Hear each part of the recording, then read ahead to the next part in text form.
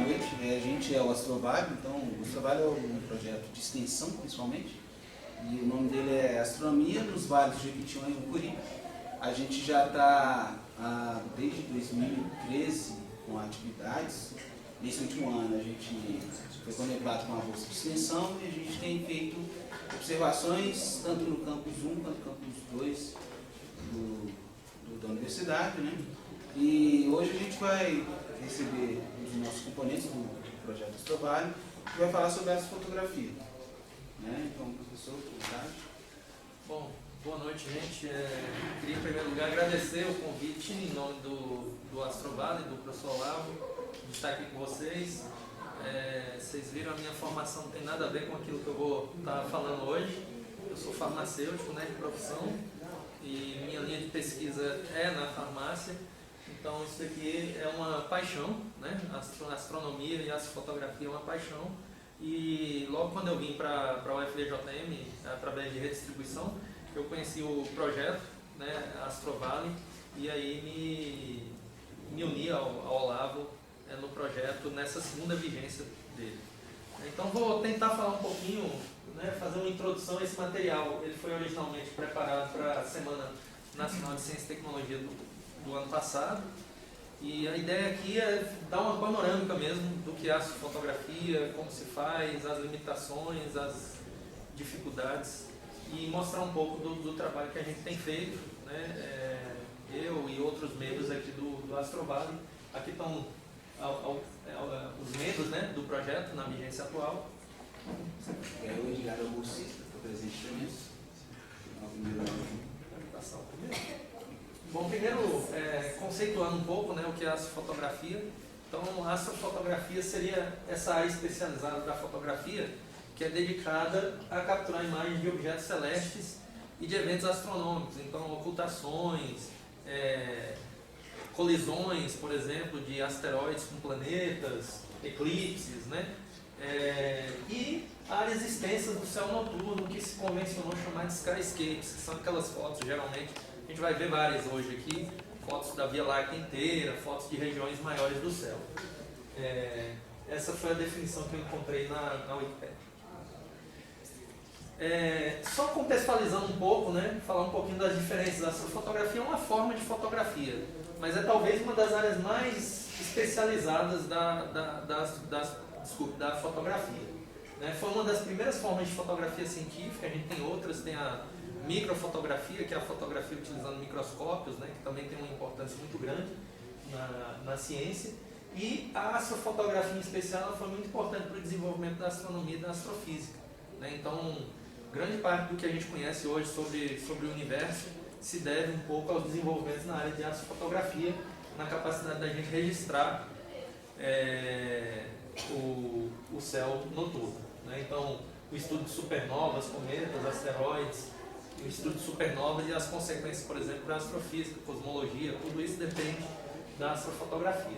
Eu vou focar um pouco mais, né, na parte da astrofotografia amadora. Né? A minha atuação não é na área científica da astrofotografia.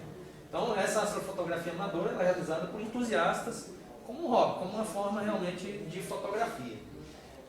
Muito embora vários astrofotógrafos amadores tenham dado contribuições científicas importantes, como descobrimento de novos planetas, novas supernovas, objetos como asteroides, né, que têm possibilidade de colidir com a Terra. Então existe um programa de monitoramento de asteroides hoje que é em grande medida feito por astrônomos amadores. Então, contextualizando um pouco, né, e comparando um pouco com a fotografia em geral, ela é uma área mais especializada. Né? A gente vai ver aqui que fotografar objetos do céu trazem uma série de dificuldades que precisam ser contornadas. Ela pode ser bem mais cara do que a fotografia convencional. Então, assim, se vocês estão com interesse em astrofotografia e pensam, né, vou começar a fotografar e não querem gastar muito dinheiro, talvez seja melhor fotografar paisagens ou outros objetos que talvez não se gaste tanto. Mas a gente vai mostrar aqui que dá para a gente fazer essa fotografia com a câmera e um tripé apenas. Né? Então, assim, a minha ideia hoje é mostrar um pouco dos vários níveis de astrofotografia e o que a gente pode esperar com cada tipo de equipamento. Eu acho que muita gente, às vezes, que começa, se frustra um pouco porque não sabe ou não procura saber, se informar sobre as limitações daquilo que a gente pode fazer com instrumentos, né, mais simples e instrumentos mais dedicados. Ela é um tipo de fotografia que, de certa forma, ela talvez seja menos autoral, né? Então, assim, provavelmente vocês nunca vão ver um astrofotógrafo tão famoso quanto um Sebastião Salgado, com certeza, né? Então, os objetos são os mesmos para todo mundo, né? Tendo dito isso, hoje, depois de alguns anos, né, 3 ou 4 anos fazendo essa fotografia, eu acho que ela tem sim um lado autoral, porque três astrofotógrafos nunca vão ter exatamente a mesma imagem do mesmo objeto. Vão ter variações que são decorrentes da forma como se processa a imagem. E aí entra um lado subjetivo. Alguns gostam da foto mais saturada, outros gostam da foto menos saturada. Alguns gostam de estrelas de um jeito, outros de outro. Então, existe um lado autoral, mas eu acho que é muito menor, claro, do que na fotografia convencional. Um tempo bem maior é gasto no pós-processamento. Então, depois de você fazer a aquisição das fotos, seria um passo que antigamente se chamaria de revelação das fotos, né? Então, assim, é você obter os dados e depois você processar digitalmente essas fotos. Esse passo ele é muito mais envolvente na astrofotografia do que em qualquer outra modalidade de fotografia, pela necessidade de vários tipos de calibração que você precisa fazer na fotografia. E as exposições são longas, né? Então, assim, como a gente está capturando objetos que são muito tênues, porque estão muito distantes, você tem que fazer exposições realmente muito longas. Então, enquanto que na fotografia convencional as exposições são medidas em frações de segundos, aqui a gente tem objetos que levam horas, né, para serem capturados. 5 horas, 10 horas, 20 horas para você capturar a fotografia de um objeto. Então, eu falei das dificuldades que envolvem a fotografia. Uma das dificuldades é que, embora a gente não sinta o tempo inteiro, mas a Terra gira sobre o eixo, né? E aí a gente tem um movimento aparente dos objetos no céu. Então, se você vai fotografar um objeto em movimento e você está fixo em relação a esse objeto, o objeto vai provocar um rastro, né? Ele vai correr na sua foto. Então, se você pegar um tripé, colocar uma câmera fotográfica, apontar para o céu e fizer uma exposição, por exemplo, de 1 minuto, você vai ver que você não vai ter estrelas pontuais. As estrelas vão fazer traços, riscos, né? Porque elas estão se movendo, né, num movimento aparente em relação à Terra. Então, qualquer objeto no céu, ele aparenta girar em torno de um ponto que é o polo celeste sul, né? Então, a gente tem os objetos girando em torno desse ponto. Então, aqui a gente pode observar a Terra, né? A Terra ela tem uma inclinação em relação à eclíptica, que é a órbita, né, dos planetas ao redor do Sol. E, portanto, os objetos que estão na esfera celeste aqui em cima, eles vão estar aparentando girarem também, né, no céu. Né, eles têm um movimento aparente. Essa é uma das dificuldades. A outra dificuldade é a necessidade de exposições longas, né? Então, se você vai fazer exposições muito longas, porque os objetos são tênues, como é que você compatibiliza as duas coisas? Você precisa de exposições longas, mas o objeto está se movimentando. O ideal seria uma exposição mais curta possível para você anular esse movimento, né? Então, na prática, essas duas dificuldades que eu citei, elas vão exigir, primeiro, restringir o tempo de exposição, o que não é muito bom, porque se você restringe o tempo de exposição, você não captura os detalhes que você está querendo do objeto. Fazer várias fotos de exposições curtas e combinar digitalmente elas, essa é uma das coisas que a gente sempre faz, né? Ao invés de eu fazer uma exposição de 5 horas no objeto, eu faço, né, várias exposições, por exemplo, de 5 minutos, 10 minutos, que é mais fácil eu controlar todos os fatores nessa exposição curta, e aí eu combino depois digitalmente essas fotos. O uso de câmeras mais sensíveis, então com menos ruído térmico, né, é uma alternativa também. Então, ao invés de eu usar câmeras como DSLRs que introduzem ruído térmico, eu uso uma câmera cujo sensor vai estar refrigerado a temperaturas bem baixas, e aí eu tenho menos ruído. O ruído que eu estou chamando, acho que todo mundo aqui já tentou fazer foto no escuro, com celular talvez, né? E a gente percebe que as fotos feitas no escuro, com exposição mais longa, elas têm uma granulaçãozinha, né? Elas ficam mais granuladas.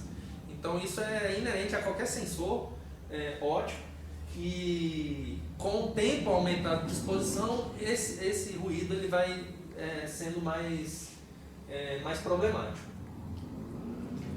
Usar um equipamento que permite acompanhar o movimento aparente, né? Então a gente vai ver que as exposições que exigem realmente, as fotos que exigem exposições muito longas, elas são feitas com a câmera ou o telescópio em cima de uma plataforma que acompanha o movimento do objeto, né? Então você está fotografando, mas o objeto está sempre no mesmo campo.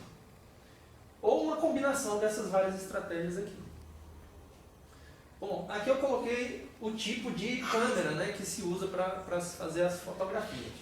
Então, geralmente quem começa, né, os entusiastas, as pessoas que entram no hobby, que começam com uma câmera DSLR, uma câmera fotográfica convencional, né, porque elas são mais baratas do que as câmeras dedicadas para as fotografias. Essas câmeras permitem você fazer fotos com lentes, então você pode fazer fotos com lentes de campo maior ou teleobjetivas, e permitem também você remover a lente e acoplar a câmera diretamente ao telescópio. Aí o telescópio vira a lente da câmera, né? A gente tem CCDs, que são câmeras que utilizam a tecnologia de CCD e elas resfriam o sensor. Então essas são câmeras que são dedicadas para as fotografias, não são câmeras que vão fazer fotos convencionais, elas só vão fazer as fotografias. Geralmente são câmeras que conseguem resfriar esse sensor a temperaturas como menos 10, menos 20 graus, e aí a gente reduz o problema do ruído térmico. Essas câmeras podem ser coloridas ou monocromáticas, então elas podem ser câmeras coloridas que têm uma matriz de filtros, né, para você fazer a foto colorida na frente dela, ou ela pode ser simplesmente um sensor sem esse filtro. E geralmente as câmeras monocromáticas elas são mais sensíveis do que as câmeras coloridas. Então quem faz fotografia de objeto profundo, né, objeto de céu profundo, como galáxias, nebulosas, preferem essas câmeras monocromáticas, e aí você precisa utilizar filtro vermelho, verde e azul para compor a imagem colorida. E mais recentemente tem surgido câmeras que combinam os sensores das câmeras DSLRs, que são sensores CMOS, numa câmera que ela também tem resfriamento. Então é mais barato produzir esse tipo de sensor do que sensor CCD, né? Então foi uma forma de pegar os sensores das câmeras DSLRs que não tem refrigeração, resfriamento, e colocar numa câmera com refrigeração. Então aqui eu coloquei aqui alguns níveis, né, de astrofotografia, desde a fotografia que a gente consegue fazer com um tripé fixo em uma câmera somente, até a astrofotografia que precisa então dessa plataforma equatorial para acompanhamento do objeto, e que aí a gente consegue exposições bem mais longas. E aí entre essas a gente tem vários outros níveis aqui, níveis que permitem a gente fazer fotografia de planetas, né, fotografias da Lua. Então eu vou focar um pouquinho nesses 3 níveis aqui. Então eu vou pegar e mostrar para vocês o que a gente consegue fazer com um tripé fixo, né, uma câmera DSLR só a câmera e o tripé. O que a gente consegue fazer com plataforma de acompanhamento e câmera convencional, câmera DSLR, e que tipo de foto a gente consegue com montagens para acompanhamento e autoguiagem. Eu vou falar um pouquinho do que é autoguiagem mais para frente. Mas enfim, gente, aqui uma câmera convencional, uma lente grande angular, né? Então uma lente que pega uma região grande do céu, um tripé, uma lanterninha com LED vermelho. É bom a gente usar um LED vermelho para não atrapalhar a acomodação da gente ao escuro, né? Se a gente usar uma lâmpada branca, a retina. Aí, ó.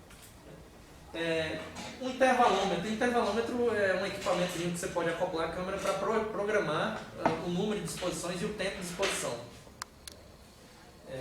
E um planisfério, né? Quer dizer, outra carta celeste, ou seja, uma forma de você localizar os objetos que você está querendo fotografar. Hoje em dia a gente tem vários aplicativos de celular que mostram o céu